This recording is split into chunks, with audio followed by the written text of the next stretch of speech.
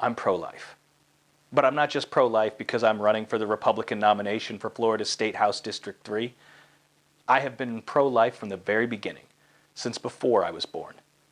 A doctor actually advised my mother to abort me, or better said, kill me. He said that because of a medical condition where I might be born too prematurely to survive, which has always seemed idiotic to me. Basically, he said I might die, so they might as well do the job first. They also worried because my mom was single at the time and already had my older sister. So it might be better to not bring me into this situation. And you know what? I was poor. I lived in government housing for a decade of my life, and we struggled. But I can say with certainty I would much rather be poor than dead. First, because poor is a temporary condition, not a title. My mother busted her butt going to school and working nights so we could have a better life.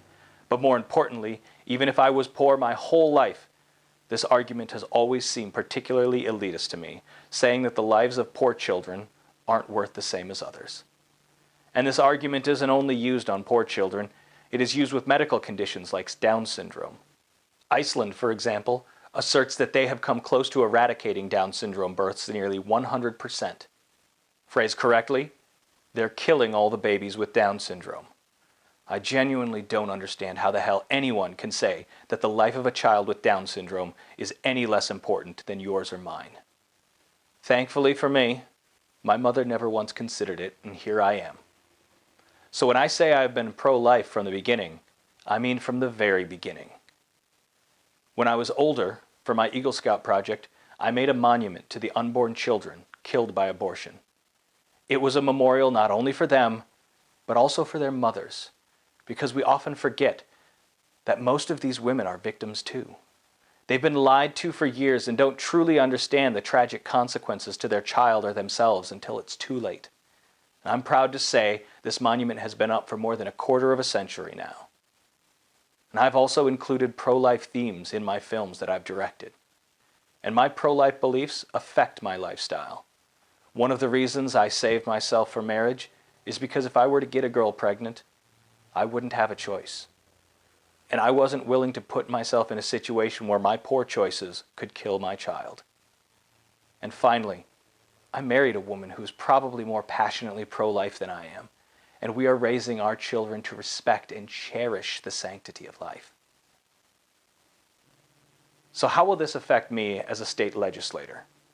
I will always keep up the fight for life, even if it means moving the ball down the field 1 yard at a time. But we need to remember that being pro-life isn't simply making abortion illegal.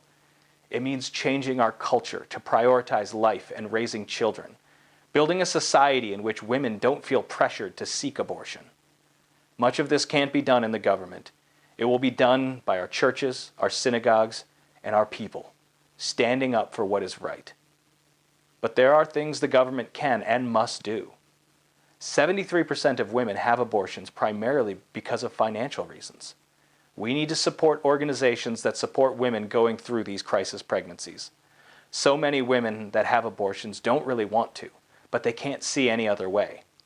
Let Them Live is a tremendous organization right here in Florida that helps women find that way. They support them throughout, emotionally, spiritually, and financially. Organizations like this are helping women in their toughest times, and we ought to help them. So if you want to join me in the fight to protect the sanctity of life, please vote for me on April 1st. Thank you and God bless. If you like these videos and you want to see more, please don't forget to like, comment, and share them.